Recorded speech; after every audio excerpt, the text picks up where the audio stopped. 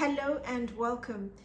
In this video, I'm going to be responding to 2 comments regarding how to find really good quality belts for men and women. I'm Anesu Sagonda and I produce educational luxury content for anyone after the finer things, whether you're new to money and wanting to learn how to navigate the terrain, or you're into luxury but you want to focus more on high quality under the radar brands, or you're young and starting out in life and wanting to reap the benefits of buying better quality from the get-go, then my content is geared towards you.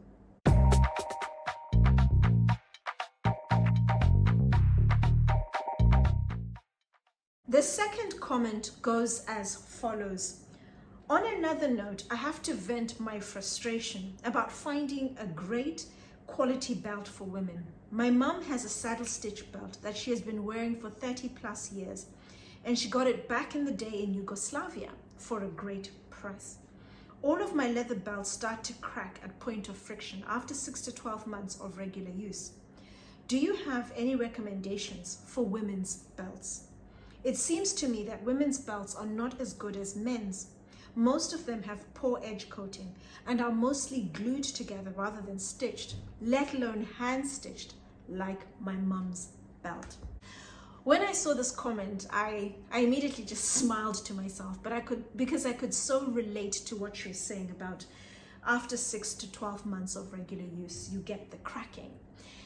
Because going back to my, I'd say late 20s, early 30s, before I really started to understand leather and quality and started learning a lot more about the industry, I did spend good money on belts. I remember my Hermes belt. I also bought a Paul Smith belt. It must have been around 150, 200 pounds. And again, I wore it. I bought it to wear all the time, and it cracked very quickly and very easily, actually. And I was really disappointed because I thought, it's from a supposedly good brand. What's going on?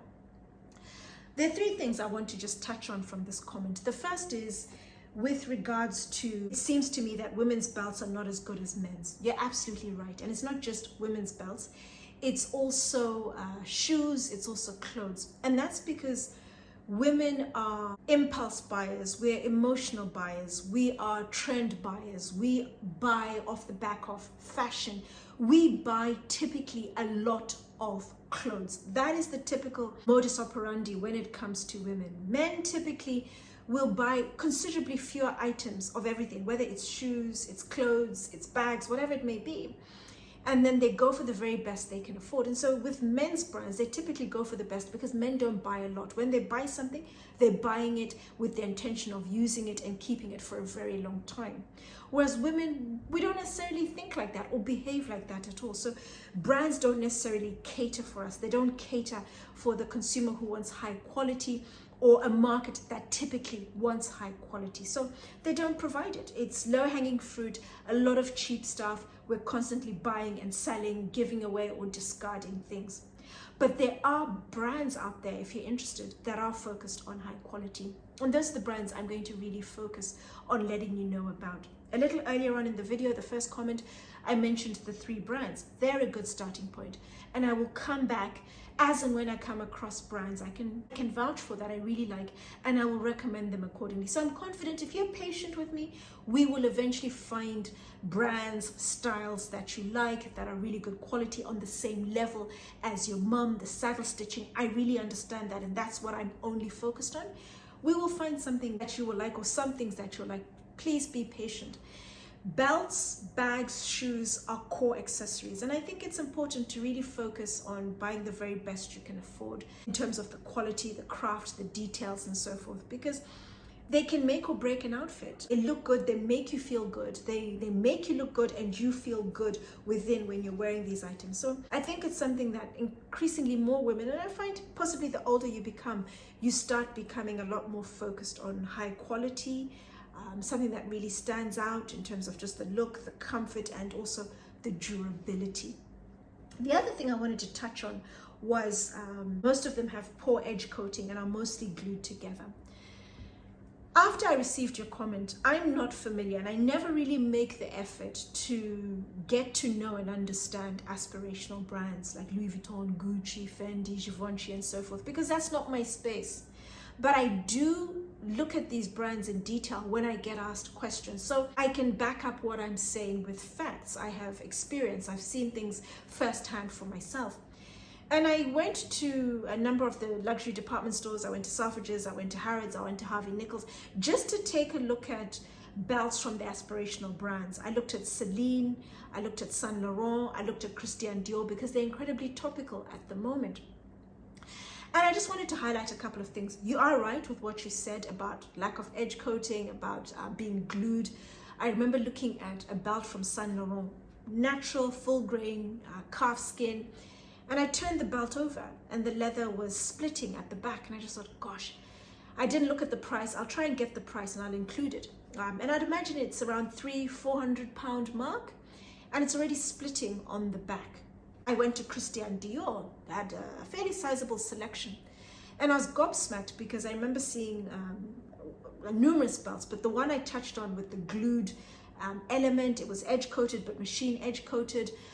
The aspirational brands are churning over a lot of belts, so they're not going to have time to meticulously hand paint the edge coating. So it's done by machine.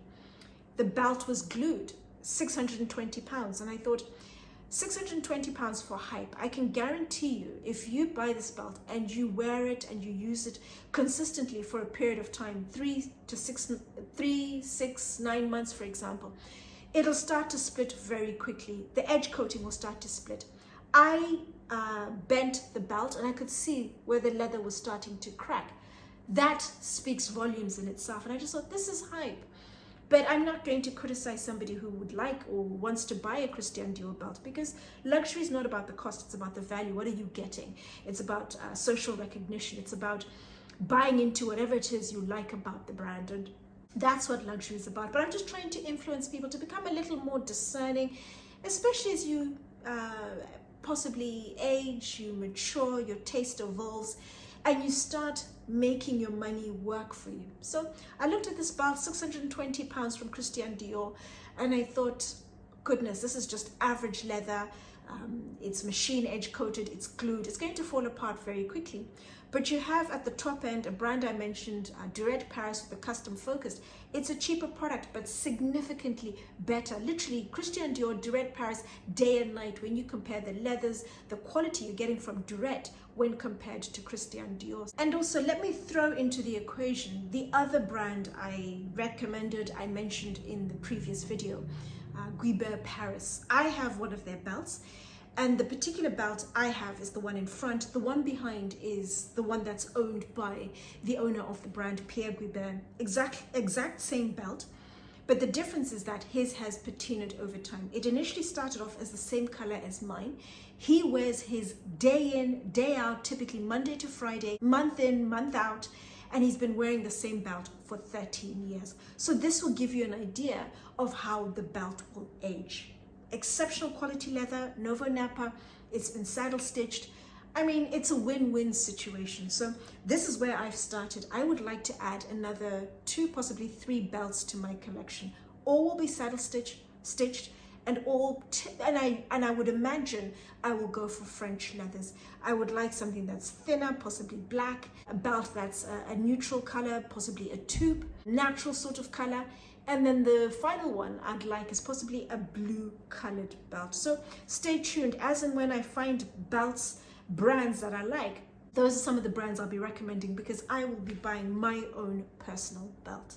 Women, we're not getting a good deal, you know. We're just getting products that are just churned out because we're such prolific buyers. And I just hope increasingly more people just become a little more mindful of a better quality product and going for that. So I hope I've answered your questions. I'm sorry I don't have a lot more recommendations, but please be patient with me. I will come back with significantly more recommendations with time, as and when I find brands. But please stay true to the saddle stitch that you've seen from your mom's belt. Let's focus on that, and I'll get you some winners in the future. Any thoughts from all of my other viewers? Let me know, as always, in the comments down below.